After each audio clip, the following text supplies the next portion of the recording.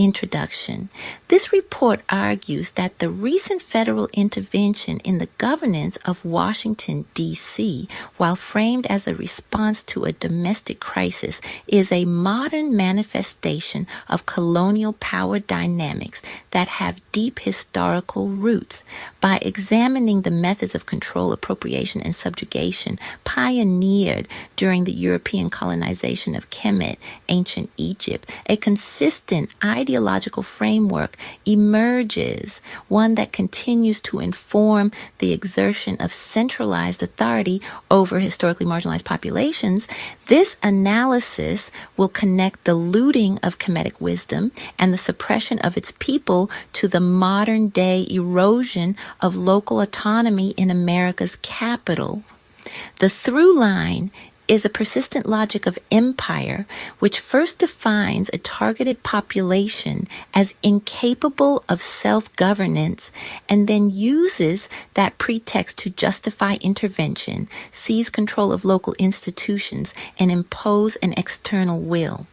This investigation reveals a continuum of systemic oppression, demonstrating that the political struggles in contemporary Washington, D.C. are not isolated events, but are in fact echoes of an imperial history that began centuries ago on the banks of the Nile.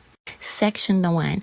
The colonization of Kemet, a legacy of power, plunder, and epistemic violence. The foundation of this analysis rests on the premise that modern European colonialism in Egypt was not merely a military or economic project, but a profound act of cultural and intellectual appropriation. This process systematically stripped Kemet of its history, reframed its legacy to serve imperial interests, and established a paradigm of domination that would be replicated for centuries. The creation of the academic field of Egyptology, the physical plunder of a regal heritage, and the economic restructuring of the nation were not separate endeavors, but interlocking components of a singular colonial machine designed to subjugate people by first conquering their past. The imperial genesis of Egyptology, the modern European-dominated field of Egyptology, did not arise from a neutral scholarly curiosity. It was born from an act of imperial aggression. Napoleon Bonaparte's invasion of Egypt in 1798 served as the catalyst for this new discipline. The French expedition was a dual conquest. In addition to 54,000 soldiers and 400 ships, Napoleon brought 150 savants, scientists, engineers, and scholars whose mission was not to capture Egyptian soil, but to capture Egyptian culture and history. This marked the beginning of a process where Kemet's past was appropriated by Europeans for Europeans. While Arabic scholars had long engaged with the ancient remains, their work was systematically marginalized and supplanted by this new Western-led academic enterprise. This dynamic is best understood through the Foucauldian concept of power knowledge, which posits that knowledge is not an abstract truth, but a form of power used to control and manipulate populations. The French Commission des Sciences et Arts d'Égypte meticulously measured, mapped, and drew the temples, tombs, and artifacts of pharaonic Egypt, publishing their findings in the monumental Description de l'Égypte beginning in 1809. This act of systematic study and classification was not a benign cataloging. It was a mechanism of control. By defining, categorizing, and interpreting Kemet, Europe established itself as the sole authority on its history, effectively seizing intellectual ownership of the civilization. This knowledge control became a cornerstone of Western policy in the Middle East, a way to establish superiority and justify colonial colonial rule without the constant need for direct military occupation. The very structure of the discipline reinforced this Western domination. The primary academic languages of Egyptology became English, French, and German, reflecting the imperial power relations of the era and marginalizing all other languages, including Arabic. Egyptian scholars found themselves in the paradoxical position of having to master European languages to become experts in their own country's heritage. This intellectual colonization ensured that the production of knowledge about ancient Egypt was firmly based on a colonial matrix of power, making Egyptological knowledge colonial from its very inception. The military invasion, therefore, was not merely a precursor to the academic project. The two were symbiotic. The army provided the access and security for the scholars, while the scholars provided the ideological justification for the army's presence, framing the invasion as a mission to regenerate a land that was the first home to civilization. Appropriation of a regal heritage. The intellectual conquest of Kemet was accompanied by a physical one.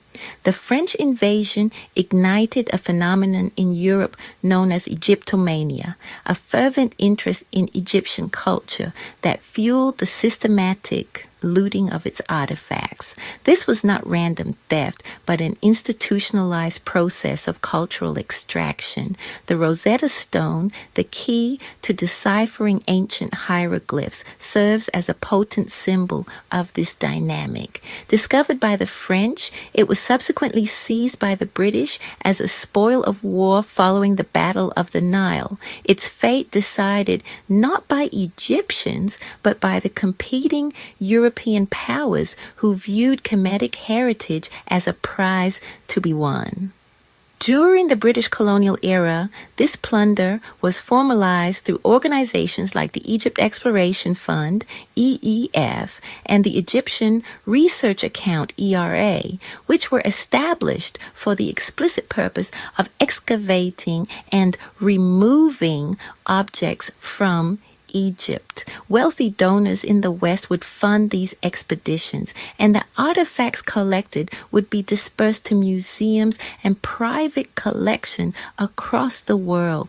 This process was codified through the partage system implemented by the French head of the Egyptian Antiquities Service, Gaston Maspero. This system, which divided archaeological finds between Egypt and the foreign excavating institutions, was an inherently colonial construct. It created a legal framework for theft designed and enforced by the colonizers to legitimize their claim over the heritage of the colonized. The result was the fragmentation of Egypt's history, with the contents of a single tomb often scattered across multiple museums in different countries, leaving modern Egypt reliant on Western documentation to piece together its own past. This appropriation extended beyond artifacts to the very landscape of Egypt itself. Colonial powers used urban planning and architecture as tools of domination and symbols of power. During Napoleon's campaign, a large avenue was cut through Cairo to facilitate the movement of French troops and intimidate the local population. This policy of demolishing indigenous towns and imposing European-style urban grids and neoclassical architecture was perfected during the later phases of colonialism by both the French and the British by juxtaposing a European city adjacent to the old one, or by systematically destroying traditional houses and replacing them with Western-style buildings. The colonizers marked the territory as a French or British possession. This was a symbolic manipulation of the visible, designed to convince the conquered of the power of the conqueror. The physical environment was remade in the colonizers' image, a constant visible reminder of their control. A particularly insidious mechanism of this appropriation was the way in which kemet was absorbed into the Western historical canon. The creation of the first Egyptian department in a Western art museum at the Louvre was a pivotal moment. By displaying Egyptian art alongside Greek and Roman antiquities, the Louvre was not merely acknowledging its aesthetic value, it was constructing a specific historical narrative. This narrative positioned Kemet as the direct ancestor of Greco-Roman civilization and by extension of modern Europe. This framing allowed Europeans to see themselves not as foreign invaders in Egypt, but as rightful heirs returning to their own cultural cradle. This act of canonization was a sophisticated form of erasure. It stripped Kemet of its independent African context, absorbing its legacy into a Eurocentric timeline and providing a powerful ideological justification for Europe's imperial presence in the region. The appropriation was thus complete. Europe had taken the artifacts, rewritten the history, and claimed the entire civilization as a foundational chapter in its own story. Economic subjugation and the imperial engine. The military and intellectual colonization of Egypt laid the groundwork for its economic subjugation. The British occupation of 1882 was explicitly initiated to protect European financial interests, particularly in the Suez Canal, and to crush the nationalist Urabi revolt, which sought to end foreign economic and political control. This intervention sealed the country's fate, transforming it into what has been described as a vast plantation for European textile mills. Under British rule, Egypt's economy was systematically reoriented to serve the needs of the empire. This policy, termed colonial economism, held that Egyptians were capable only of recognizing their own bare economic interests and was used to justify a system of profound dependency. The primary tool of this policy was the deliberate expansion of Egypt's reliance on a single cash crop, cotton. By 1914, cotton constituted an astonishing 90% of Egypt's exports. This monoculture was not a natural economic development, but a calculated imperial strategy. It ensured a steady supply of raw materials for Britain's textile industry while making Egypt's economy dangerously dependent on global markets and British trade policy. British officials, including the influential Lord Cromer, had personal financial stakes in this system, making vast fortunes from cotton speculation. Simultaneously, the British actively suppressed Egypt's own industrial development. A strict free trade policy was imposed, which favored the more industrialized European nations. British manufactured goods flooded the Egyptian market, underselling and destroying local craft production. Lord Cromer himself noted how entire quarters of Cairo that had once been hives of busy workmen were eliminated, replaced by cafes and stores selling European products. Any attempt at Egyptian industrialization would have required protective tariffs, which the British, seeking to protect their own market, would not allow. This policy created a cycle of dependency and underdevelopment, ensuring that Egypt would remain a producer of raw materials and a consumer of British goods. This entire system of economic exploitation was cloaked in the paternalistic language of a civilizing mission. The French and later the British viewed Egypt as a land of tyranny and injustice in need of European guidance. The occupation was presented in Paris and London as a noble endeavor to bring order and progress. In reality, it was a system of extraction that created the very conditions of long-term impoverishment and structural inequality that plague the descendants of this ancient race today. The economic subjugation was the practical application of the intellectual and military conquest, the final piece in a tripartite system of colonial domination that left the nation and its people systemically suppressed. Section 2, the Kemetic Renaissance, Reclaiming a Stolen History. In direct response to the colonial erasure and epistemic violence detailed in the preceding section, a powerful intellectual and political movement arose to reclaim Kemet as a Black African civilization. This movement, known as Afrocentrism, represents a profound act of decolonization, challenging the foundations of Eurocentric historiography and seeking to restore a stolen legacy. It is from this reclaimed Kemetic point of view that the full scope of the colonial injury can be understood, and the fight for historical truth can be seen as a vital component of liberation. The Afrocentric counter-narrative. Afrocentrism emerged in the late 19th and early 20th centuries, coinciding with the end of slavery and the decline of formal colonialism. It was conceived as a direct response to Eurocentrism, the worldview that favors European and Western civilization over all others, and to the colonial project of writing Africans out of history. The core tenet of the movement is to place African peoples at the center of their own historical narratives, asserting African agency, perspective, and self-determination in the study of culture, philosophy, and history. This movement is not, as some critics contend, an ideological campaign of distortion, but a necessary and revolutionary act of intellectual and psychological liberation.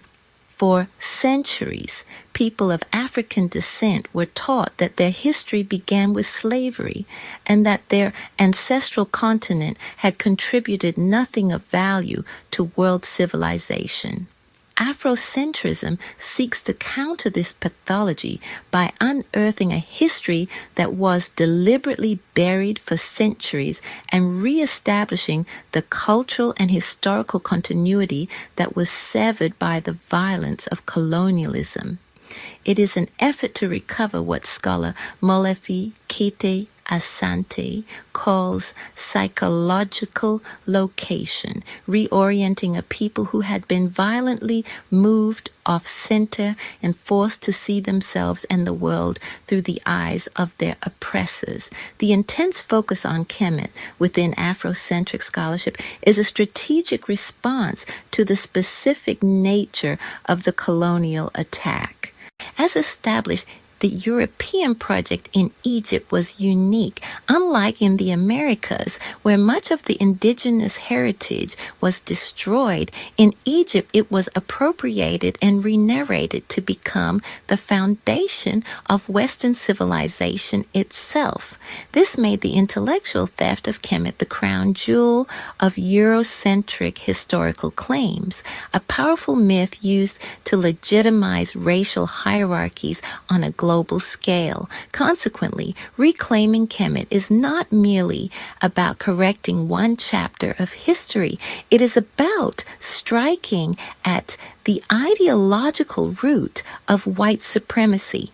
By demonstrating that Kemet was a Black African civilization, Afrocentric scholars are not just adding to African history, they are fundamentally dismantling the foundational myth of European historical and racial superiority. The fierce and often vitriolic debate over the race of the ancient Egyptians is a testament to Kemet's immense symbolic importance importance in this global power narrative. The foundational scholarship of Cheikh Anta Diop. No single figure is more central to the scholarly reclamation of Kemet than the Senegalese historian, anthropologist, physicist, and politician Cheikh Anta Diop. His work provided the intellectual and scientific bedrock for the Afrocentric argument that ancient Egypt was a fundamentally black civilization and indeed the cradle of humanity. Diop directly confronted the prevailing European narrative that a dark brown African people could not have possibly built the pyramids or the Great Sphinx, a notion he exposed as a racist fiction designed to uphold colonialism. The institutional resistance to his decolonial project was immense. In 1951, he submitted his doctoral thesis to the Sorbonne in Paris based on the premise that pharaonic Egypt was an African civilization. It was rejected. Undeterred, he published the work in 1955 as the book Nations Négres et Culture, Negro Nations and Culture, which garnered worldwide acclaim.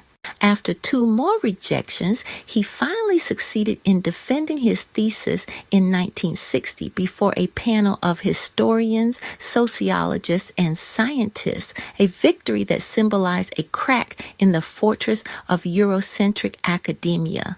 Diop's arguments were multidisciplinary and rigorous, employing scientific modes of inquiry to provide what he termed irrefutable evidence in the face of racism. His most groundbreaking contribution was the development of a melanin dosage test. In 1974, he obtained pigment from Egyptian mummies and subjected it to microscopic analysis to determine its melanin content, thereby providing forensic-level scientific proof of their black identity. This technique was later published in scholarly journals and is still used by forensic investigators to determine the racial identity of badly burned remains. Beyond this, Diop marshaled evidence from anthropology, linguistics, and historical texts, arguing for a shared cultural and linguistic continuity that connected ancient Egypt to other African peoples across the continent. He asserted that just as European culture rebuilt itself on the legacy of its classical antiquity in Greece and Rome, so too should modern African culture be rebuilt upon the foundation of its own classical antiquity, the civilization of Kemet. His work was a direct and scholarly refutation of the colonial lies and a monumental effort to revalorize the African past. Molefi Kete Asante and the theory of Afrocentricity. Building upon the foundation laid by Cheikh Anta Diop, the American scholar Molefi Kete Asante formalized the theory of Afrocentricity in the 1980s, providing a philosophical framework for the movement. Asante's work moved beyond historical reclamation to articulate a comprehensive worldview for cultural and intellectual liberation. His central concept is that of psychological location. He argues that for the past 500 years, people of African descent have been dislocated, violently removed not only from their land, but from their philosophies, languages, religions, and myths. They have been placed on the margins of a European narrative, forced to view themselves as objects in someone else's history rather than subjects in their own. Afrocentricity, therefore, is the conscious act of centering of seeking what Asante calls the subject place of Africans in any social, political, or economic phenomenon.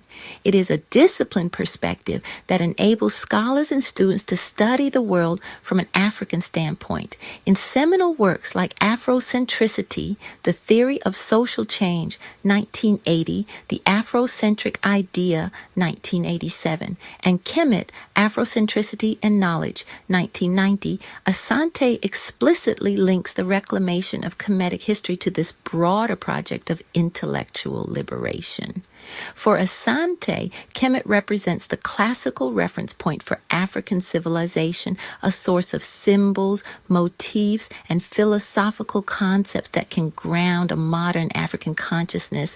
The controversy that often surrounds Afrocentrism, particularly the accusations of hijacking heritage from some modern Egyptians and Western academics, is itself a tragic legacy of the colonial project. The European colonial powers and later local Egyptian elites who adopted their worldview successfully perpetuated the narrative that Egypt was a Mediterranean or Middle Eastern civilization, distinct from and superior to the rest of Africa. This created a profound and lasting fracture in the continent's identity. The Afrocentric movement, originating largely from the diaspora, the descendants of those enslaved, challenges this deeply entrenched colonial era narrative. The resulting friction is not a simple disagreement over historical facts. It is a painful post-colonial struggle over a shattered identity, a direct consequence of the European divide and conquer strategy that intellectually and culturally severed Egypt from its African roots. The debate is an internal echo of the original epistemic violence, a family argument over an inheritance that was stolen and redefined by outsiders centuries ago. Section 3, the District of Columbia, a colony at the heart of an empire. The historical precedent of colonial power dynamics established in Kemet provides a crucial framework for understanding the unique and contested political status of Washington, D.C. While not a colony in the traditional sense of overseas territory, the district's history of federal oversight, its demographic composition, and its residents' perpetual struggle for sovereignty reveal a quasi-colonial relationship at the very heart of the American empire. The city's autonomy has always been provisional, granted and revoked at the will of an external legislature in which its own citizens have no voting representation. A history of contested autonomy. The foundation for federal supremacy over the District of Columbia was laid in the U.S. Constitution itself. The District Clause, Article 1, Section 8, Clause 17, grants Congress the power to exercise exclusive legislation in all cases whatsoever over the federal capital. From its formal organization under the Organic Act of 1801, the district was placed under the direct control of Congress. Early governance was a patchwork of presidentially appointed commissioners and limited locally elected councils for the separate municipalities of Washington City and Georgetown. A pivotal moment in this history came after the Civil War. The Organic Act of 1871 consolidated the various municipalities into a single territorial government with an appointed governor and a partially elected legislative assembly. This brief experiment in expanded self-governance was short-lived. In 1874, after an ambitious public works program led by Governor Alexander Roby Shepherd went significantly over budget, Congress abolished the territorial government entirely. Citing fiscal mismanagement, Congress instituted a system of direct rule by a 3-member Board of Commissioners appointed by the President. This form of government with no elected local leadership would continue for nearly a century. The long struggle for self-governance finally culminated in the passage of the District of Columbia Home Rule Act of 1973. This landmark legislation, ratified by D.C. voters, granted the city an elected mayor and a 13-member council. However, this autonomy was explicitly limited.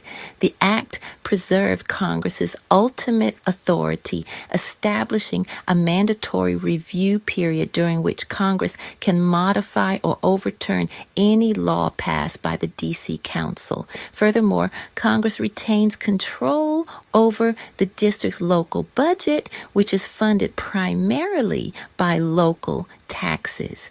This history demonstrates a clear and consistent pattern.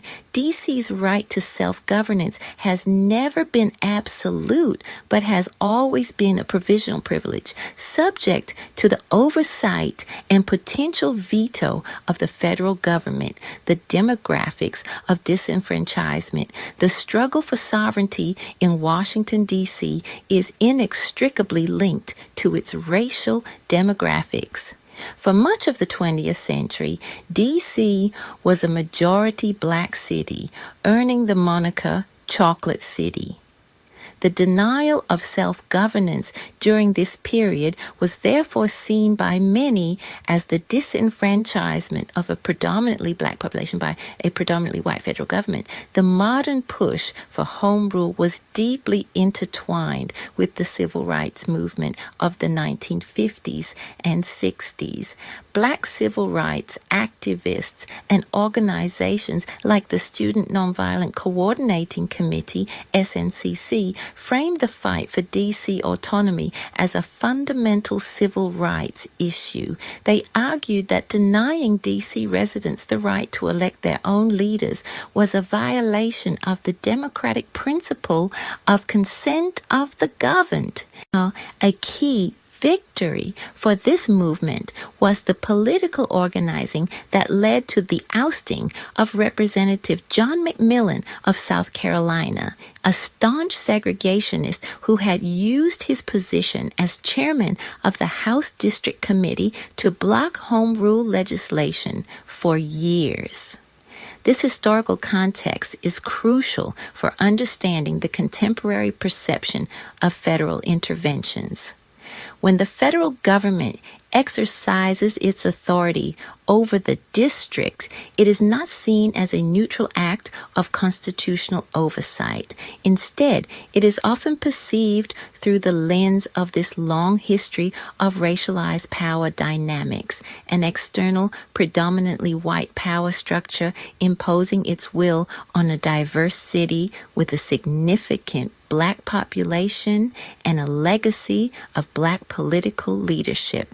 This dynamic echoes the core structure of colonialism, where the political will of the local, often non-white population is subordinated to the interests and authority of a distant imperial power.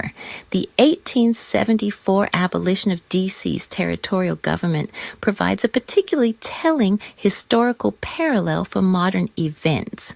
The official justification for this revocation of home rule was the fiscal crisis created by Governor Shepherd's overspending on infrastructure projects. However, this event occurred during the Reconstruction era, a period when, for the first time, black men in D.C. had gained the right to vote and were beginning to exercise real political power, helping to elect a Republican mayor in 1868. From this perspective, the fiscal crisis can be reinterpreted not merely merely as a budgetary issue, but as a convenient pretext. It provided a racially coded justification for a predominantly white Congress to reassert direct control and effectively disenfranchise an emerging black electorate, rolling back the democratic gains of Reconstruction in the nation's capital. This historical precedent, the use of a manufactured or exaggerated crisis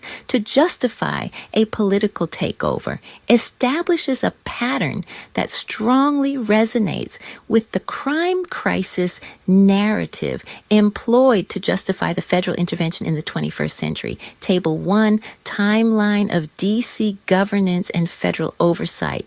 Year 1790, Residence Act established the federal district. President Washington appointed commissioners to oversee its creation. 1801, Organic Act of 1801, placed the entire district under the exclusive legislative control of the U.S. Congress. 1802, First Municipal Charter, granted an incorporated city of Washington with a 12-member elected council and a mayor appointed by the president. 1820, amended charter, the mayor of Washington City became popularly elected by resident voters.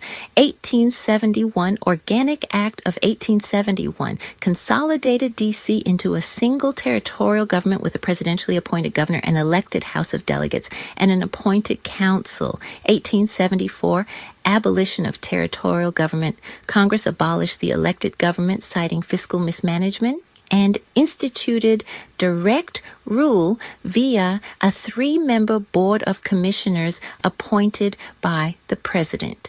1967 reorganization plan. The 3-commissioner system was replaced by a single mayor commissioner and a 9-member city council, all appointed by the president. 1973 Home Rule Act established the current system of a locally elected mayor and a 13-member council. However, Congress retained the authority to review and overturn all local laws and control the city's budget.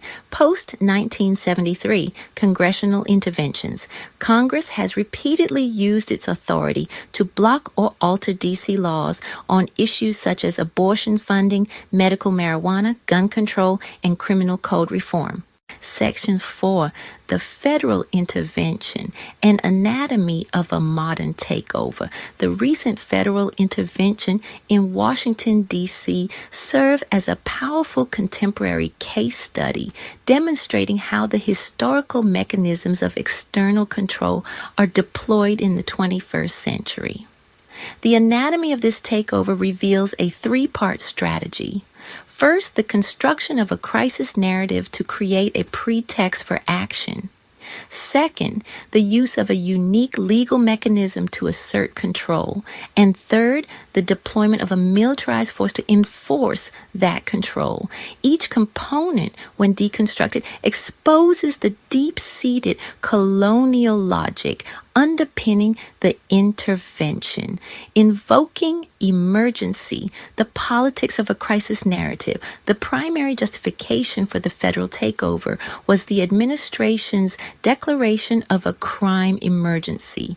The president painted a picture of a city under siege, describing conditions of complete and total lawlessness and decrying the capital as being taken over by violent gangs and bloodthirsty criminals.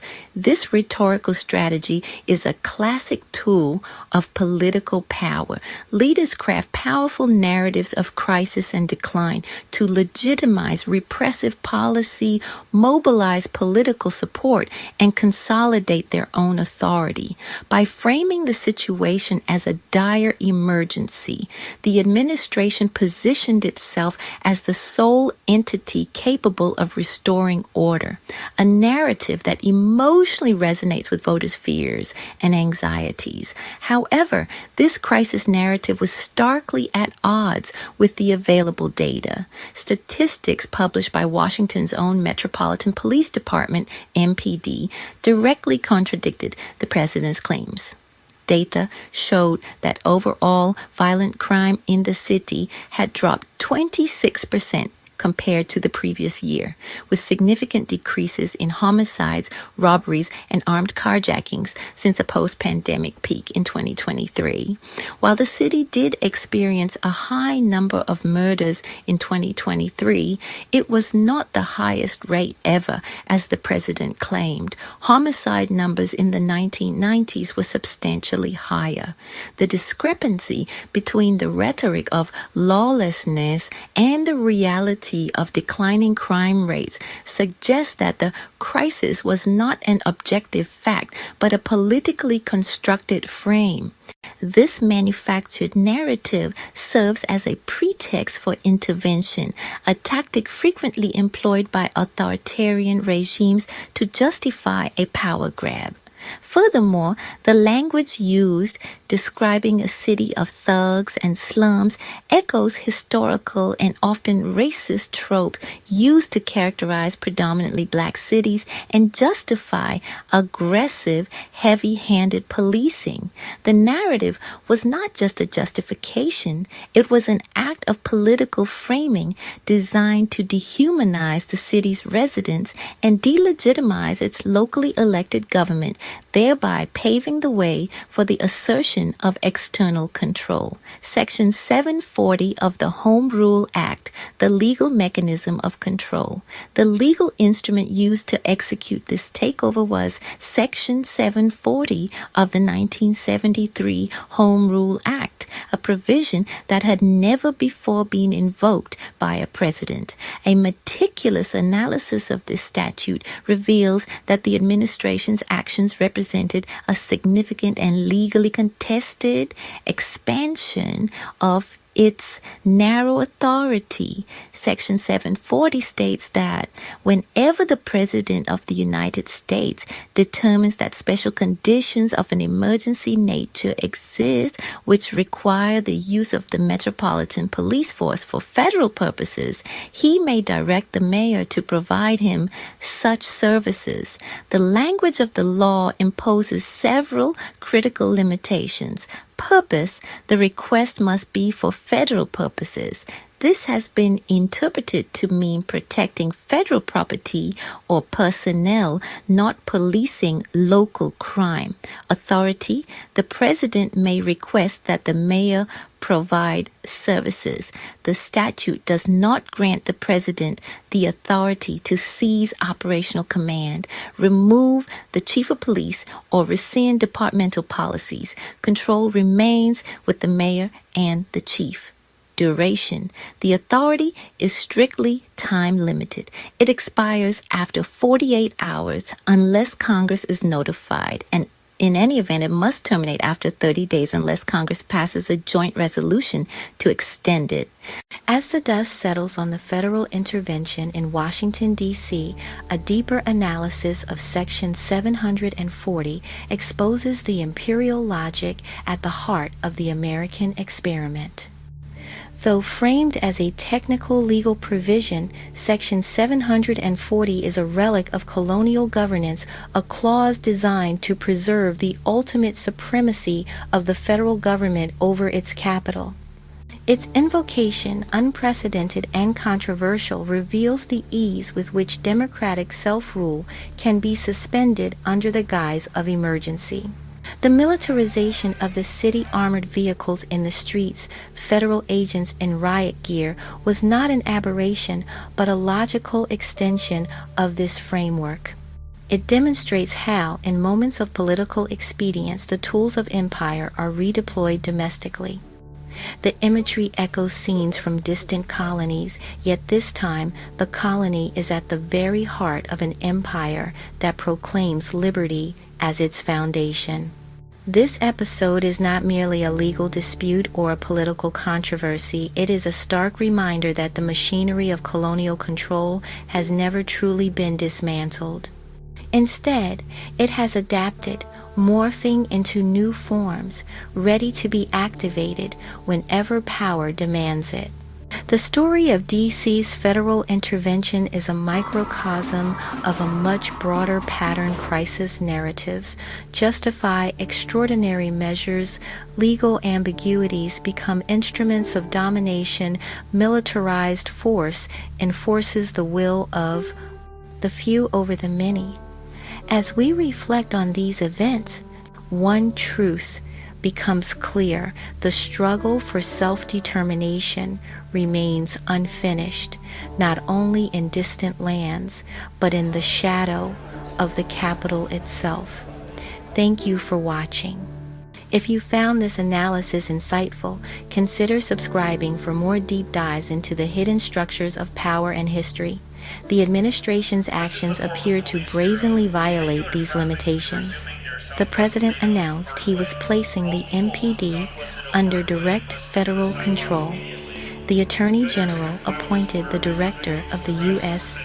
Marshals Service to be supervising command and control of the entire operation of MPD. The stated purposes for the intervention included addressing local crime, graffiti, potholes, and clearing homeless encampments, all distinctly local, not federal, matters. This overreach formed the basis of a lawsuit filed by the D.C. Attorney General, which characterized the president's orders as a brazen usurpation of the district's authority that far exceeded the narrow delegation of power granted by Congress in Section 740. Table 2. Analysis of Section 740 provisions versus executive actions. Legal provision of Section 740. Authority President may direct the mayor to provide services of MPD. Action. Claimed direct federal control and appointed a federal official to exercise supervising command and control over the entire department. Purpose. Must be for federal purposes, such as protecting federal property or personnel. Action. Justified by the need to address local issues such as street crime, carjackings, graffiti, and homeless encampments. Condition. Requires special conditions of an emergency nature. Action. Invoked a generalized crime emergency based on a narrative of lawlessness that was contradicted by official crime statistics showing a downward trend. Duration. Limited to a maximum of 30 days unless extended by a joint resolution of Congress. Action. The White House press secretary suggested that the administration could reevaluate and reassess to seek a longer period of control, implying an intent to circumvent the 30-day limit. The final component of the takeover was the physical demonstration of federal power through the deployment of 800 members of the National Guard and hundreds of federal law enforcement officers from agencies like the FBI, DEA, and ATF. This action represents a significant act of police militarization defined as the use of military equipment, tactics, and mindset in civilian law enforcement. This deployment was uniquely possible in D.C. because the President of the United States serves as the direct Commander-in-Chief of the D.C. National Guard. Unlike in the 50 states where the governor commands the Guard, the mayor of D.C. has no such authority and can only submit a request to the Pentagon. This structural vulnerability allows the federal executive to deploy a military force onto the city streets against the will of its elected leadership. This militarized presence is not a neutral act of law enforcement. Research has shown that police forces that receive military equipment are more likely to have violent encounters with the public, and that militarized police units are more frequently deployed to communities with large black populations, even after controlling for local crime rates. This is particularly alarming in the context of Washington, D.C., where the MPD already exhibits significant racial disparities in its policing. An analysis of MPD data revealed that Black people, who make up 46.5% of the D.C.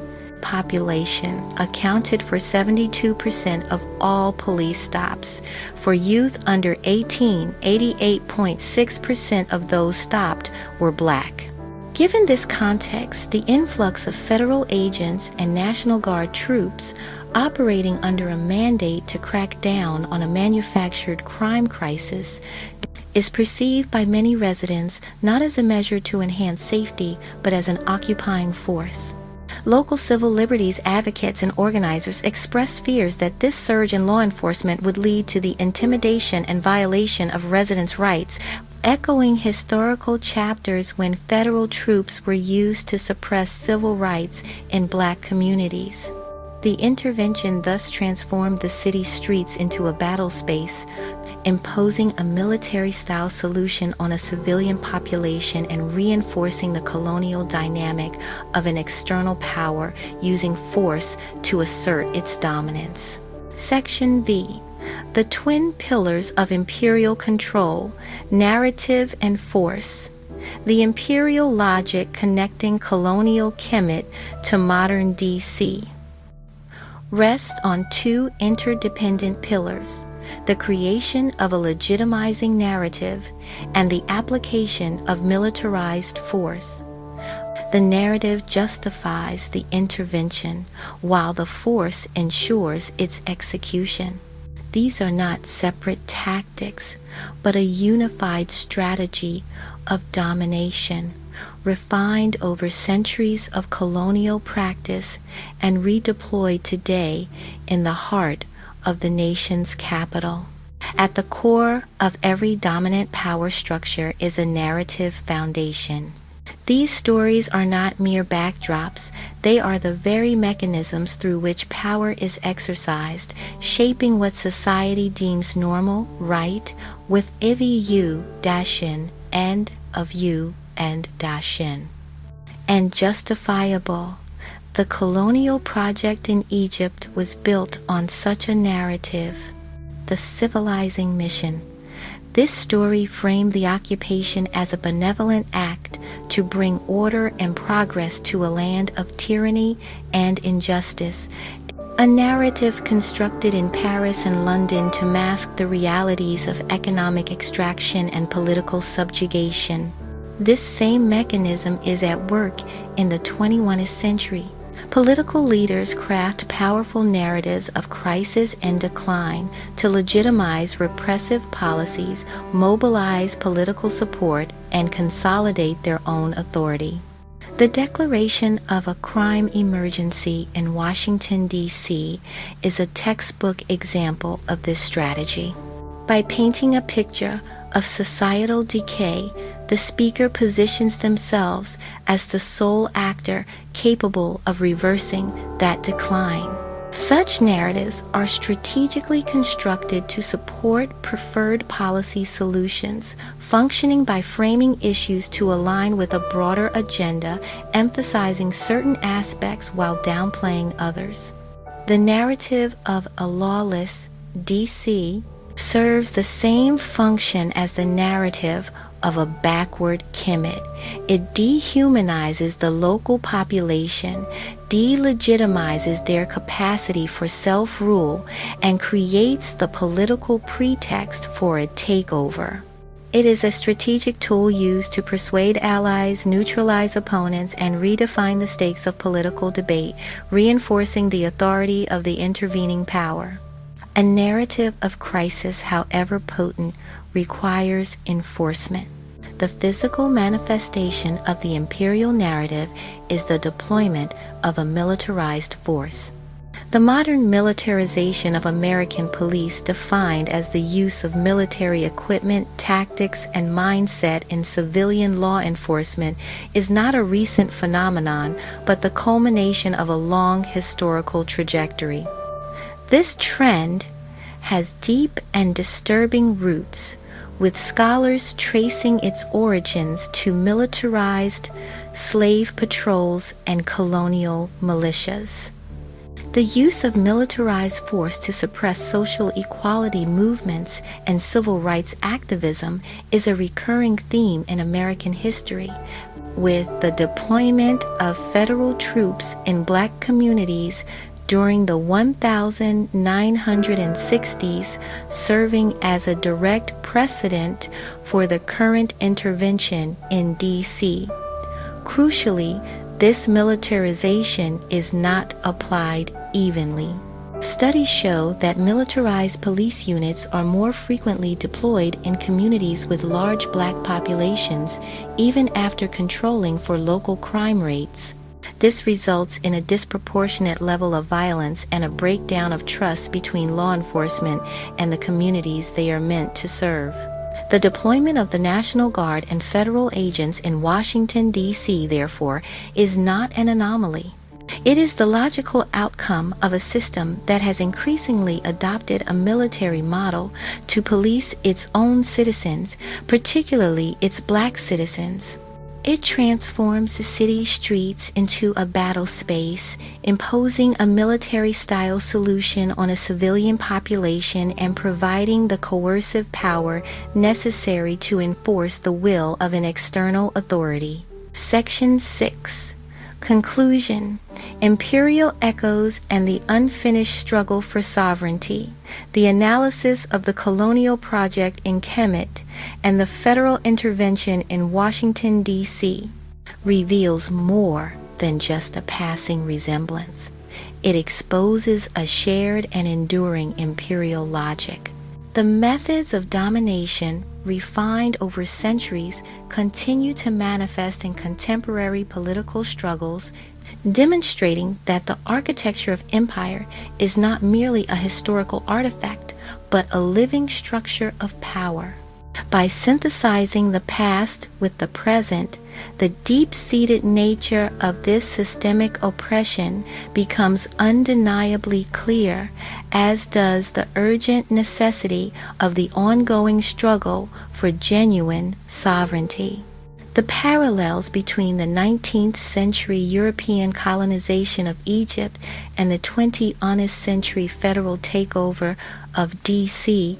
are striking and systematic. Both episodes are built upon the same foundational pillars of imperial control. The narrative of incapacity. In both cases, the intervention is preceded by a narrative that defines the local population as incapable of effective self-governance. In 19th century Egypt, European powers constructed a vision of a land mired in tyranny and injustice, requiring a Western civilizing mission to rescue it. In 21st century D.C., the administration crafted a narrative of a city overrun by thugs and killers and in a state of total lawlessness, necessitating a federal rescue mission. This narrative of local failure is the essential ideological pretext for external intervention. The justification of intervention. The subsequent power grab is framed not as an act of aggression, but as a paternalistic and benevolent mission. Napoleon's invasion was cast as an effort to regenerate a great civilization, while the D.C. takeover was declared a liberation day to take our capital back. This rhetorical inversion masks the subjugation of local will as an act of salvation. The seizure of local institutions. The core of the intervention involves seizing control of key local institutions, thereby overriding the authority of the local populace. The architecture of control. Finally, power is maintained and legitimized through a legal and administrative framework that preserves the ultimate authority of the intervening power. In the context of Kemet, this was the colonial matrix of power, an informal system of intellectual and economic dominance that outlasted formal military occupation. In Washington, D.C., this is the Home Rule Act itself, a formal legal structure that grants limited autonomy while explicitly reserving for Congress the right to intervene and overturn the decisions of the city's elected government. This entire process is enabled by the twin pillars of a legitimizing narrative that manufactures consent and a militarized force that compels compliance. The unfinished struggle for sovereignty. This report concludes that the contemporary fight for autonomy in Washington, D.C. is an integral part of the enduring global struggle of historically oppressed peoples for sovereignty and self-determination. The connections are not metaphorical, they are structural. The Afrocentric movement's fight to reclaim the history of Kemet from the grip of a Eurocentric narrative is a struggle against epistemic colonialism, the colonization of knowledge itself, the fight for D.C. Home rule and statehood is a struggle against political colonialism, the subjugation of a local, historically Black-led government to the will of an external federal power. These are two fronts in the same fundamental war against a colonial mindset that denies marginalized communities the right to define their own reality, govern their own affairs, and own their own heritage. The federal intervention in Washington, D.C., justified by a manufactured crisis and executed through a legally dubious interpretation of federal power, is a stark reminder that the dynamics of empire persist. The only logical and just conclusion to this 200-year struggle against federal overreach is the full decolonization of the District of Columbia. Granting statehood is not merely a matter of political representation, it is the necessary act of dismantling the quasi-colonial structure embedded in the nation's capital and the final repudiation of the imperial echoes that still reverberate at the heart of the Republic. This has been a Sharri Plaza presentation.